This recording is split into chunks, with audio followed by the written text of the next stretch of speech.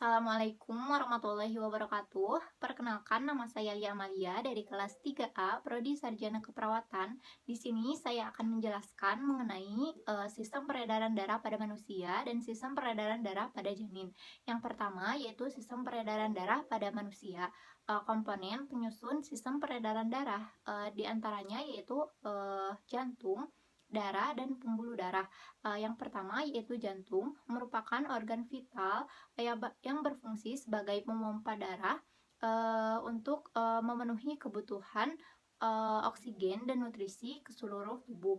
Untuk letaknya yaitu berada di rongga dada sebelah kiri. Untuk besarnya kira-kira sebesar satu kepalan orang dewasa, dan untuk beratnya sekitar 300 gram. Nah, jantung itu terdiri dari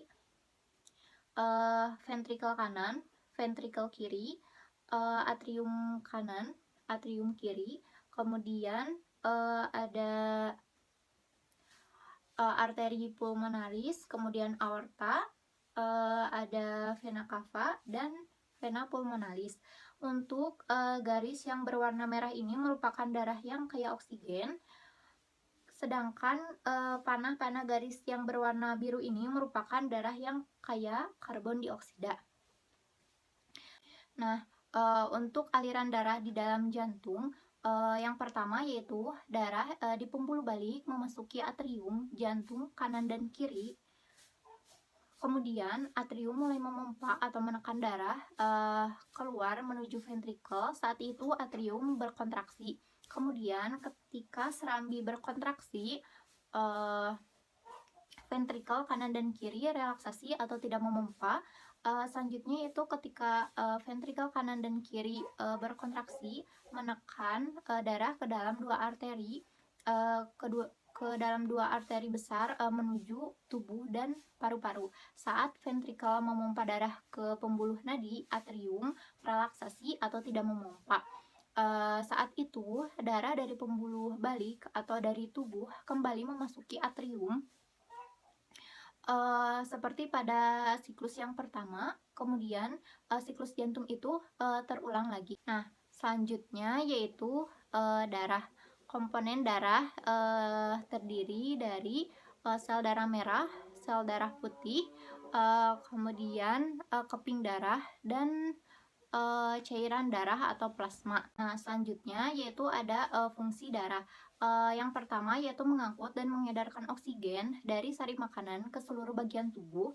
Yang kedua yaitu sebagai pertahanan tubuh dari serangan penyakit dan racun melalui perantara leukosit dan antibodi. Dan yang terakhir yaitu sebagai penyebar panas ke seluruh tubuh untuk menjaga suhu tubuh agar tetap stabil.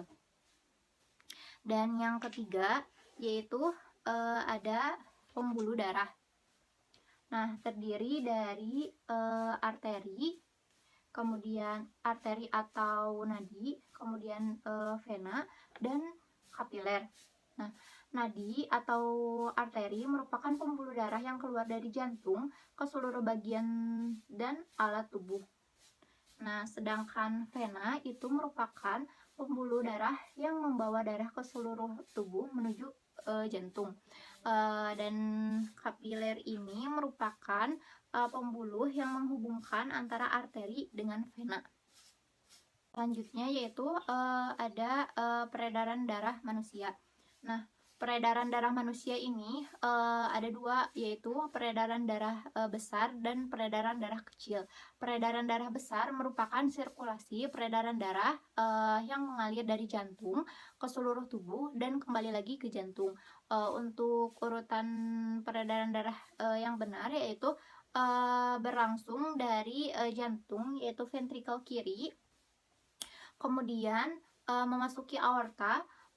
Selanjutnya setelah itu memasuki pembuluh nadi atau arteri.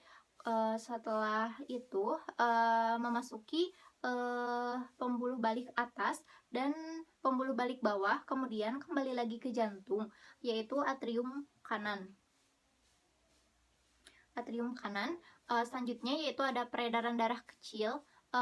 merupakan sirkulasi peredaran darah yang mengalir dari jantung ke paru-paru, kemudian kembali lagi ke jantung, yaitu untuk detailnya dimulai dari jantung, yaitu ventricle kanan, kemudian memasuki pembuluh nadi pada paru-paru, selanjutnya memasuki paru-paru, setelah itu memasuki pembuluh balik paru-paru dan kembali lagi ke jantung, yaitu ke atrium kiri. Nah, selanjutnya yaitu peredaran darah pada janin. Nah, ini untuk gambarnya. Mula-mula darah yang kaya oksigen dan nutrisi yang berasal dari plasenta masuk ke janin melalui vena umbilicus yang bercabang dua setelah memasuki dinding perut, yaitu yang pertama cabang yang kecil bersatu dengan vena porta, darahnya diangkut melalui vena hepatica ke vena cava inferior. Kemudian setelah itu cabang satunya lagi ductus venosus aranti yang langsung masuk ke vena cava inferior.